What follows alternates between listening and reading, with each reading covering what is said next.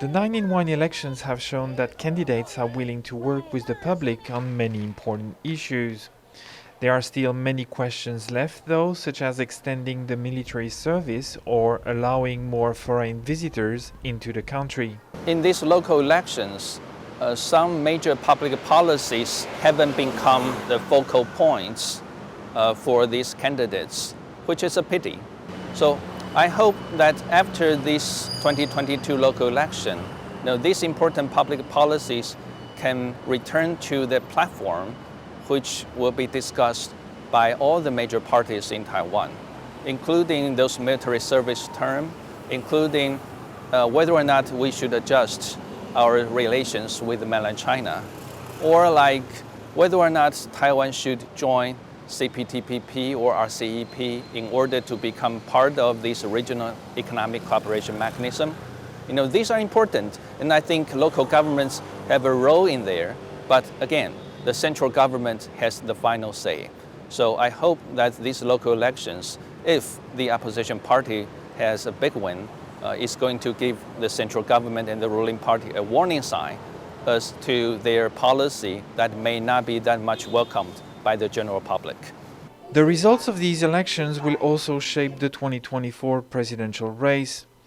If the ruling party or an opposition manages to win cities and counties and control local city councils, they will also impact policies at the national level and the vision of how these things need or should work in Taiwan. I think local elections have become a test for the effectiveness of governance of the ruling party.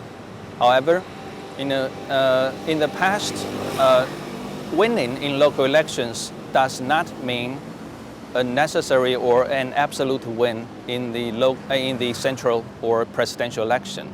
So we have to separate this local election and its results from the result of the future presidential and legislative election. So of course, a big win for, say, the opposition party KMT will boost the morale of KMT members so that the KMT can be a little bit bolder in its public policy platform in the presidential election.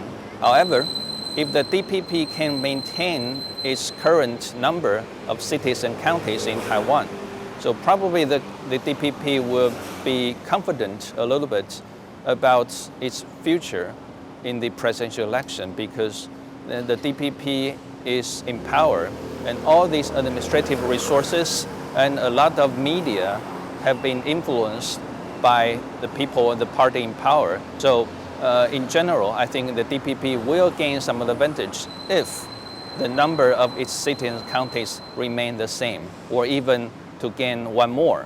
So we don't know, but I think these local elections will have some boost for both parties.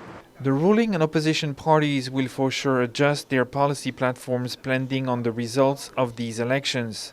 Still, these elections are another important moment for Taiwan democracy.